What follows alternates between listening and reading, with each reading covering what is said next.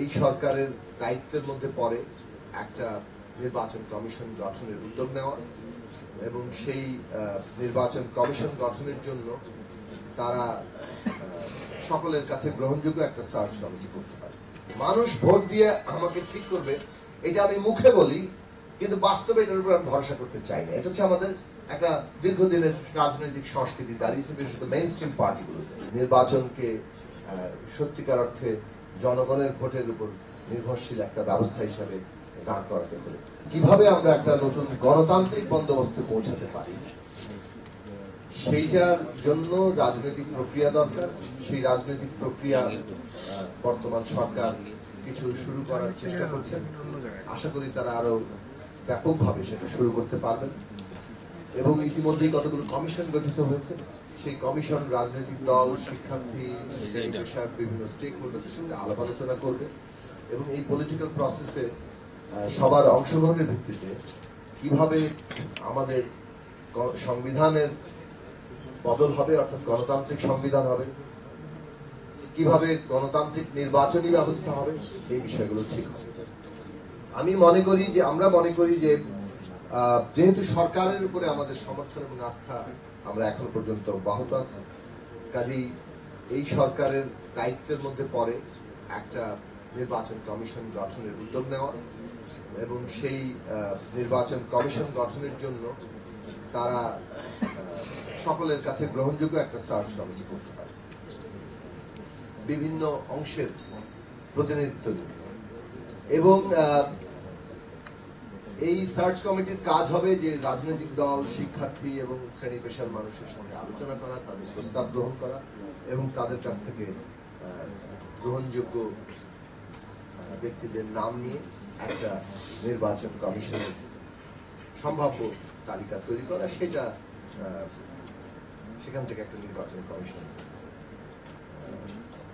এটাকে সিলেক্টিভ বলা চলে, এটাকে ওই অর্থে যদিও অংশীজনদের মধ্যে থেকে মতামত নেওয়া হচ্ছে, কিন্তু এটা যেহেতু নির্বাচনী প্রক্রিয়া নয়, এটা একটা সিলেকশনের জায়গাতে যাবে। এইটা আমার মনে হয় যে একটা সাময়িক ব্যাপার। বাংলাদেশে এইভাবে নির্বাচন কমিশন নিয়োগের ব্যাপারটি তো স্থায়ী না। আমরা যদি একটা গণতান্ত্রিক ব্যবস্থায় উত্তরিত হই, তখন কিভাবে নির্বাচন কমিশন নিয়োগ হবে, সেটাই একটা রাজনৈতিক বন্দোবস্তের মূল প্রশ্ন। সেই প্রশ্নে আমাদের দলের থেকে, আমাদের জোটের থেকে আমরা দীর্ঘদিন ধরে বলে আসছি যে আমরা মনে করি যে বাংলাদেশের বাস্তবতাটা বাংলাদেশে একটা বিশিষ্ট বাস্তবতা। এই বাস্তবতাটা অন্য কোনো দেশের সাথে খুব বেশি যে মিল পাওয়া যাবে তা নয়। ফলে আমরা অন্য কোনো দেশের পদ্ধতি এখানে অনুসরণ করলেই আমাদের জিনিসটা ঘটে যাবে না। আমাদেরকে আমাদের বাস্তবতা থেকে সিদ্ধান্ত নিতে হবে।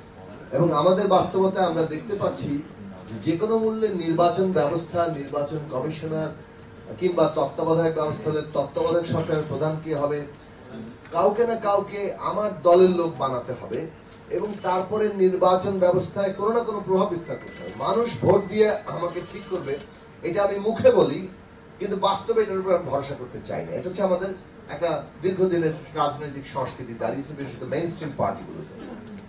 এমনকি আমরা আসলে যা মুখে কথা বলি তা বাস্তবে কাজে গিয়ে সেটা প্রমাণ করি না।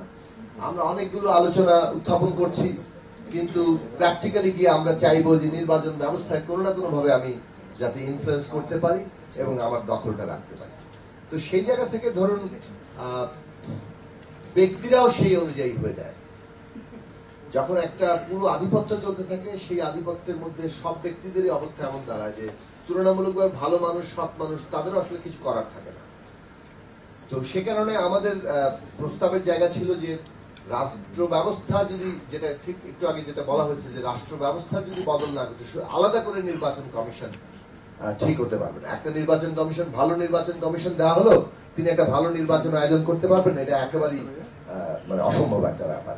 ফলে এইবারে যেহেতু রাষ্ট্র ব্যবস্থার আমূল গণতান্ত্রিক রূপান্তরের একটা সম্ভাবনা সৃষ্টি হয়েছে, বাস্তবতা তৈরি হয়েছে, সেইটার সাথে সাথে নির্বাচন কমিশন যখন বদলাবে তখন একটা পরিবর্তন হতে পারে।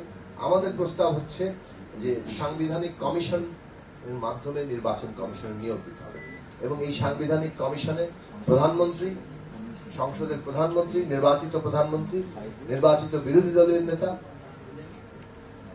এবং সুপ্রিম কোর্টের চিফ জাস্টিস, এই তিনজন অথবা তাদের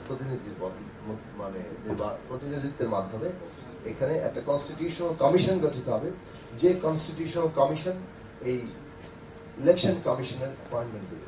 নির্বাচনের প্রক্রিয়াটা কিভাবে হবে, পেশি শক্তি, অর্থ, নানা ধরনের যে নির্বাচনী প্রচারণার ক্ষেত্রে এমনকি সাম্প্রদায়িকতার ব্যবহার চলে, সেই সব বিষয়গুলো একটা গুরুত্বপূর্ণ বিষয় নির্বাচনকে সত্যিকার অর্থে জনগণের ভোটের উপর নির্ভরশীল একটা ব্যবস্থা হিসাবে দাঁড় করাতে হলে।